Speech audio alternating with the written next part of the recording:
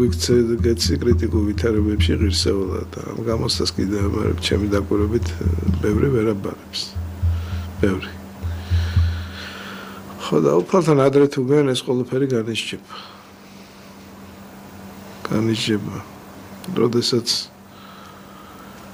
აი ვინც ნახა ის სამყარო ერთ-ერთი მხარე რა არის, რომ ანალიზი ხდება შენი ცხოვრების. იქ სადღაც წარმოდგენილი ესე მაქვს, რომ აი როგორც კომპიუტერშია მოცემული, არა, იქ ყოველი შენი დღე არის მოცემული, აი განვლილი ცხოვრების, თქვათ 7 წლის ასაკში, თქვათ 7 თებერვალს რას აკეთებდი 3 საათზე.